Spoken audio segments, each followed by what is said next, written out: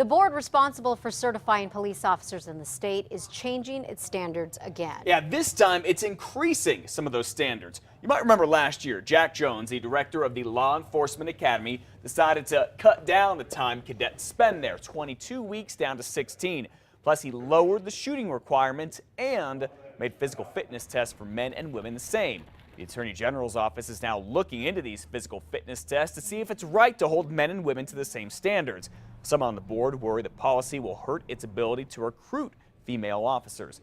Well, yesterday, the board also voted to reverse its shooting requirements. Now cadets have to score at 80% instead of 70. Just a higher standard. I don't like lowering standards for anything. That just breeds bad things. When you start lowering standards, you need to up standards. So you know the board is thinking about having another meeting next month to talk more about the standards. Well, the Law Enforcement Academy Board also heard the case of two former Albuquerque police officers who were involved in the Omari Vega case. Remember, he is a 9-year-old boy police say was kicked to death by his own mother late last year. And then as far as the CYFD, what happened with them?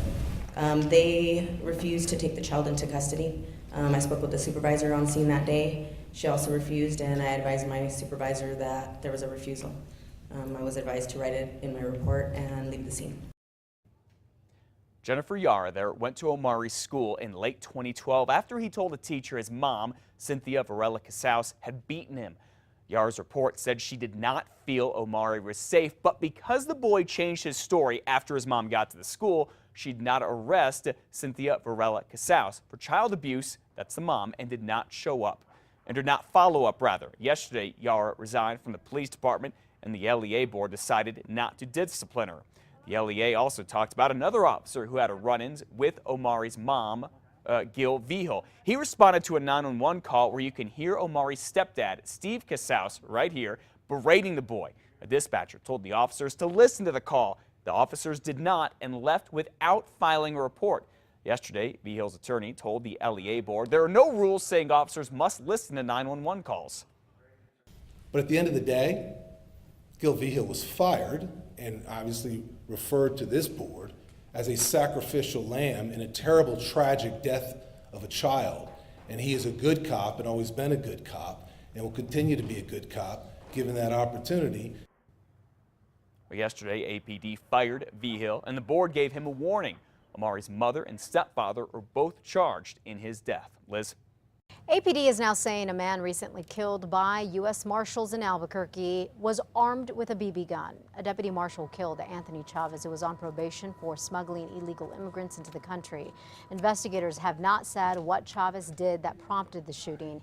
Investigators say they have actually not released a picture of him just yet or have said what he was doing at the time that he was shot. Well, you know, lots of people have Facebook, but one page in particular got our attention a few months ago.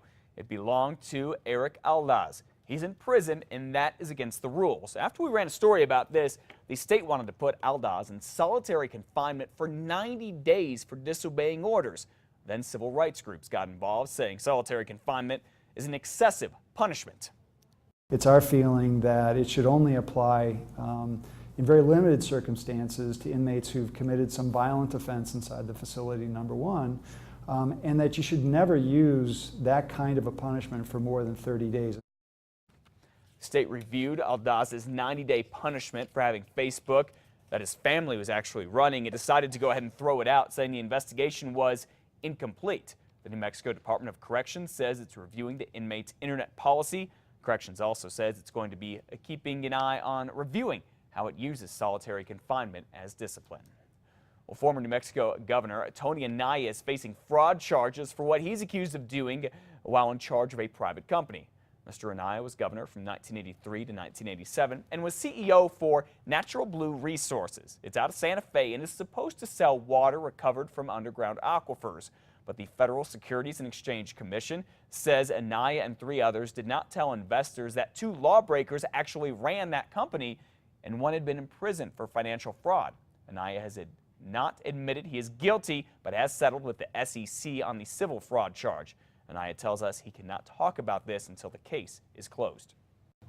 An Albuquerque couple paid thousands of dollars to a local furniture company, but nearly 7 months later, they're still waiting on the goods. That's because the store all of a sudden closed its doors late last month. The couple paid $2,600 as a down payment. The rest was supposed to be due upon arrival.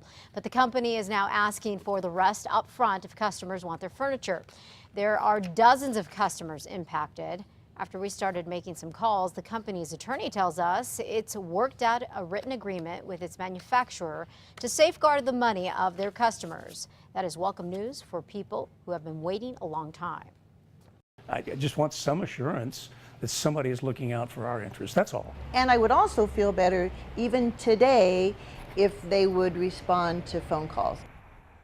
To watch the full report, log on to KRQE.com or tune in tonight to 2 Casa Fox at 9. Well, he is 11 and he has an amazing talent for soap making. Yeah, now this little guy is starting his own business, and get this, he's helping others less fortunate than him too.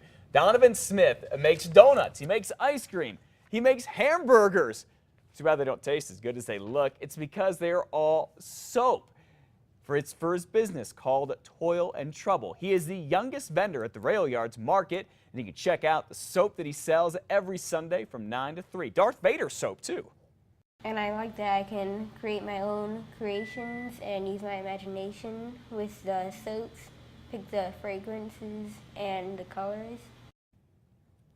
And get this, 20% of the sales from pie-shaped soaps will go to Supportive Housing Coalition of New Mexico. It's an organization that Donovan and his mom say helped get them back on their feet 3 years ago when they were homeless and struggling to find a place to live.